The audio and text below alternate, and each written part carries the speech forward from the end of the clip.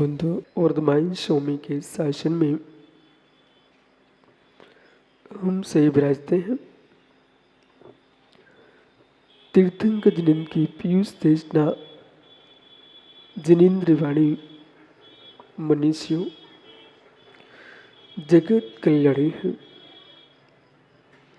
ये सर्वज्ञ शासन नमोस्तु शासन जयवंतो हो, जयवंतो वीतराग श्रवण संस्कृति। भगवान सर्वज्ञ देव ने वस्तु के वस्तुत्व पर जब ज्ञानियों व्याख्यान किया, उस काल में इस भारत की भूमि पर तीर्थंकर महावीर के समय ऐसे बहुत सारे पुरुष थे जो अपने आप को भगवान कहते थे, अपने आप को तीर्थंकर कहते थे, अपने आप को सर्वज्ञ कहते थे। ज्ञानियों प्रचार करना और प्रचार से प्रभावित होना, ये दोनों सत्यार्थ हों, ये नियम नहीं है। जिस वस्तु का प्रचार हो रहा है वो वस्तु वैसी हो, ये कोई नियत नहीं है। उसके प्रचारों से आप प्रभावित हो रहे हो, आप सत्य से प्रभावित हो, ये कोई नियम नहीं है। वस्तु के वस्तुत्व का प्रचार नहीं होता है, वस्तु का वस्तुत्व सब में ही सब कुछ होता है। घनघोर आश्चर्य जो आत्मविद्या है, अंतस में तटस्थ होने की विद्या है, ये गूढ़ रहस्यमयी विद्या है। इसमें यानी छुपना पड़ता है, छुपाना नहीं पड़ता।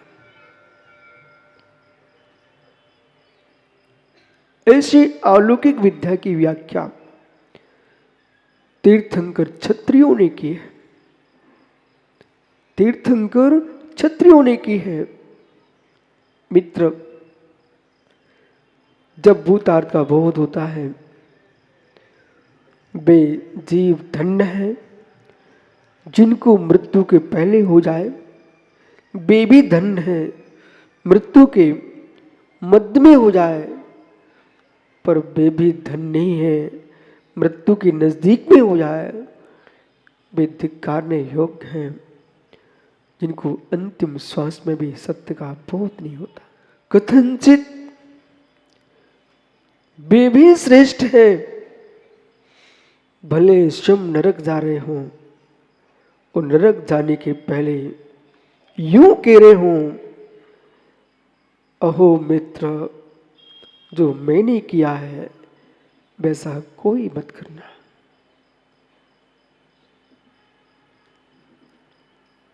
अंतिम श्वास में भरता भरता रावण इस बात को बोल के गया है, जो हमने किया है ऐसा जगत में कोई मत करना।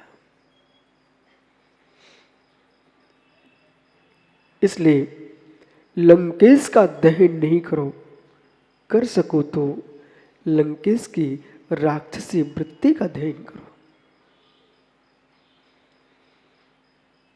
रावण को दहन करने की सामर्थ्य वे ही जुटाए जिनने अपने जीवन में कभी रावण जैसा काम न किया।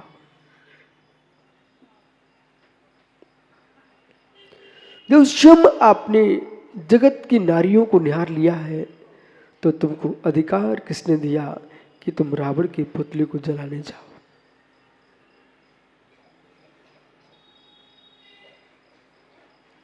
यदि रावण आज बोलता होता तो विजय चौधरी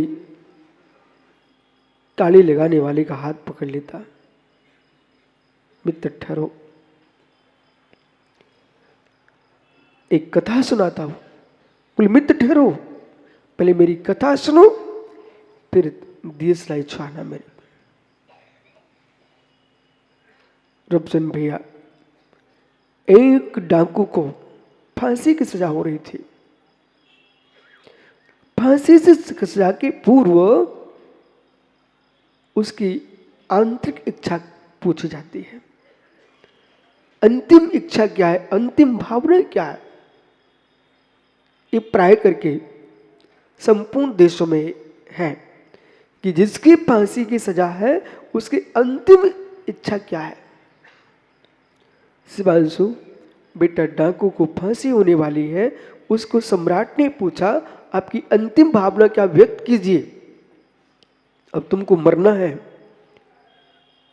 कहता है महाराज अब क्या इच्छा व्यक्त, क्यों क्या इच्छा व्यक्त करूं, मुझे जो मरना ही है, फिर भी आपने पूछा है, मेरी अंतिम इच्छा ये है, मैं तो पापी ठहरा, मैं तो पापी ठहरा, कम से कम इस पापी के प्राण ऐसे हाथों से लिए जाएं जिन्होंने कभी कोई पाप न किया हो। मेरे फंदे को वे खींचे जो डकैती, व्यभिचार, खोटे काम मैंने किए हैं, ऐसा कोई करने वाला ना हो। उन पवित्र हाथों से मेरे फंदे को खिंचवा दिया जाए, उस शीघ्रता की जाए, अब मुझे पल पल भारी हो रहा है। राजा ने जल्लाद की ओर संकेत किया, इस भाई की बात सुनो, उसकी भावना है, जिसने जीवन में कभी कोई पाप न किया हो ऐसे लोगों से मेरा फंदा खिंचाया जाए। जल्लाद हाथ जोड़ लेता है,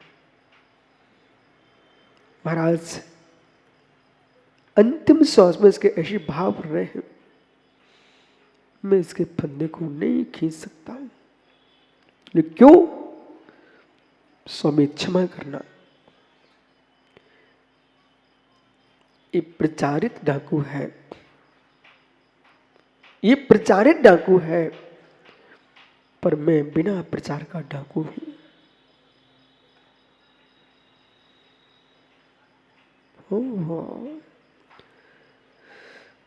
कोतवाल से कहा, सिपाहियों से कहा, सबने मना कर दिया, महाराज मैं नहीं खींच सकता हूं, मैं भी अपने ड्यूटी के अनुसार काम नहीं करता हूं।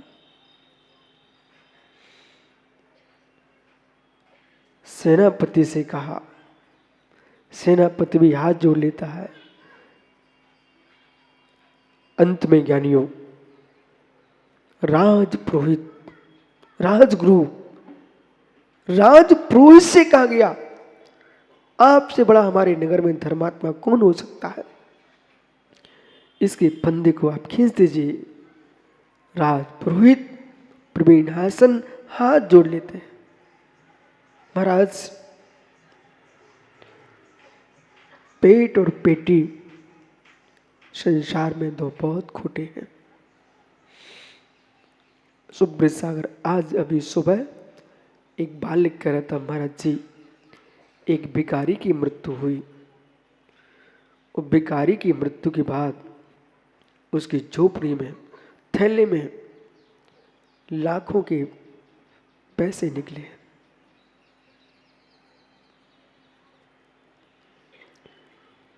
झोपड़ी के अंदर बहुत संपत्ति निकली, पर ज्ञानी दर दर की ठोकर खा करके संसार में अपने सम्मान को नौछावर लगा करके कोई काम होता है, उसका नाम है दे दो। संसार में छावड़ा, संसार में सबसे कोई अपमान है, दे दो शब्द जो है वो जगत का सबसे बड़ा अपमान है। वे ही मांग सकते हैं जो अपने सम्मान को नष्ट कर चुके होते हैं। भदौरिया जी, जीवन में मित्र राजा जैसे बन के रहना हो तो धर्म के नाम पर चंदा मांगने भी मत जाना, चंदा मांगने भी मत जाना। स्थिति ये बनती है चंदा मांगने वाले के कट्टे को देख करके सामने वाला सोचता आ गया कट्टा। हो। अपनी स्वेच्छा से आदमी लाखों करोड़ों का दान दे देता है, पर चंदा मांगने वालों को तो चेहरा देख करके ही देने वाले के प्राण सिकुड़ते हैं। ये सत्य है क्या? हो, ये सत्य है।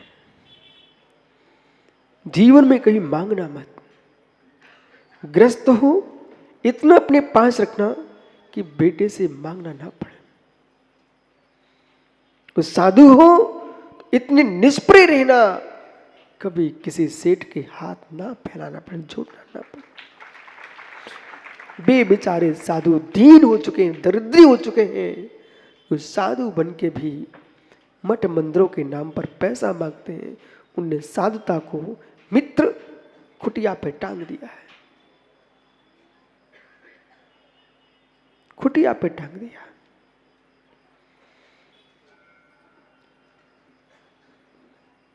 प्रोफेसर साहब, भिखारी के द्रव्य का क्या होगा? जो भिखारी का द्रव्य है उसका क्या होगा?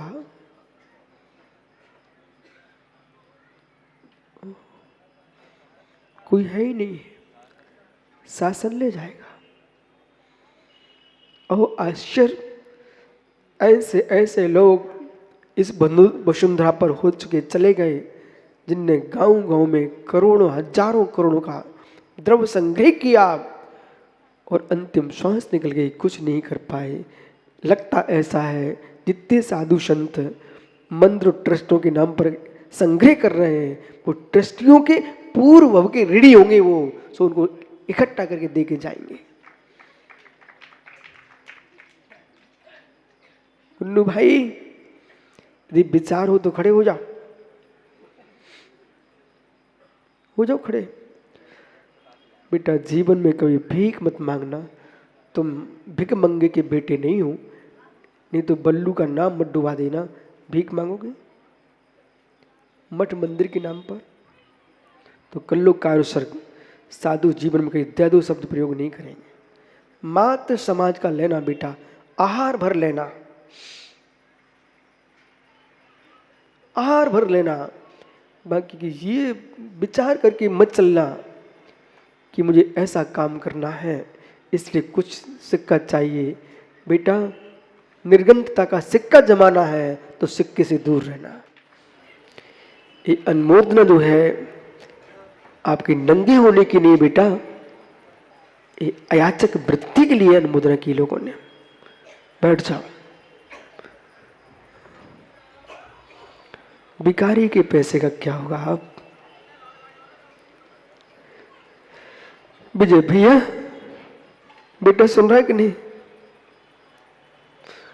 विजय भैया, एक क्षण को निहारो, नेत बंद करके वेदन करो। जब भिखारी होता है, आपके द्वार पर खड़ा होता है, आप कहते अपने घर में, ओ भाई इसको एक चुटकी आटा डाल दो। एक एक चुटकी आटे को भी ला करके संग्रह करके खाता नहीं है, उसको भी बाजार में बेच देता है। वो बेच करके सिक्के रखता है। ओहो, सिक्कों में इतनी ताकत कि दर दर में, जबकि मुझे घोर आश्चर्य लगता है। रब से भैया सुनो ना ध्यान से, क्या बोल रहा हूं। मुझे घोर आश्चर्य लगता उन विचारों पर, जबकि रोटी भी खाने की मांग लेता है, उन पैसों से रोटी भी नहीं खरीदना पड़ती उसको, वे पैसे जमा करके रखते रहा। ऐसे बहुत सारे ऐसे त्यागी वृत्ति टाइप के लोग घूमते देश में, जिनको कपड़े भी समाज दे देती भेंट में। अब मतलब पागल तुम लोग हो जो कमा रहे हो। वो कितना ज्ञानी जीव निकला। तुम करो मेहनत, हम तो मांग के ले जाएंगे, लेकिन सत्य ये है उसकी मेहनत तुमसे चौगनी है। अपनी इज्जत को दाव लगा करके तुम्हारे द्वार पर खड़ा होता है। ओहो भिखारियों, मत मांगो किसी से भीख, मांगन से मरना भला, यही सदगुरु की सीख।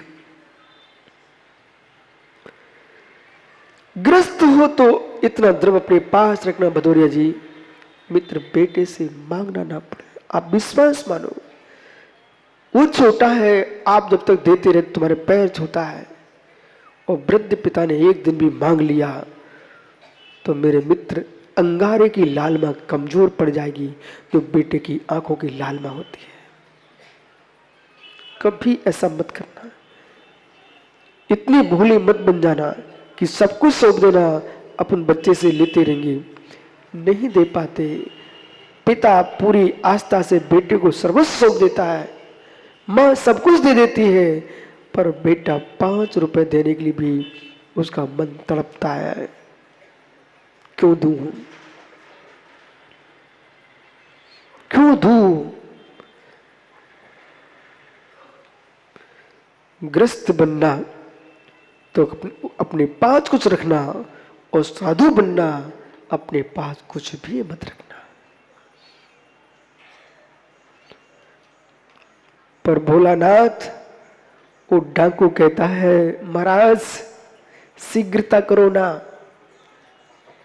फांसी में विलंब क्यों? फांसी में विलंब क्यों? अंत में जब राजगुरु राज पुरोहित ने मना कर दिया तो अंत में मात्र बचे थे सम्राट राजा। बोले महाराज आप ही धर्मराज हो, इसके फंदे को खींच दो। राजा सभा प्रजा के बीच में हाथ जोड़ लेता है, मुझे अपनी प्रजा का पालन पुत्र के सदृश करना चाहिए, पर मैं भी नहीं कर पा रहा हूं, इसलिए इसके फंदे को मैं नहीं खींच सकता। तो मालूम पंडित पुत्र कहां गया? मालूम बेटा वो चोर क्या कहता, डाकू वो कहता है जब सारा जगत ही चोर है तो मुझे ही अकेले को फांसी क्यों दी जा रही है? उसने सारे के सारे लोगों को नीचा मोह करा दिया। और राजा धीरे से कहता, तू जगत का गुरु है मेरे राज्य का। उसकी फांसी टल गई। बोले अब किसको फांसी दूं? ऐसे ही मित्र दशहरे के मैदान में जाने के पहले आज सोच के प्रवेश करना उस मैदान में, हम रावण के पुतले को दहन करने क्यों आए? रावण ने राम की जानकी का हरण किया था मित्र, उस पाप के कारण उसको आज तक जलाया जा रहा है। यानी अपने आप में सोच लेना अंकित भाई कि हम लोग युवा वह कैसे जा पाएंगे जब मैंने ही अपने जीवन में कितनी नारियों को देख चुके हैं। तो मेरे मित्र पुतला मेला ही पहले जलना चाहिए।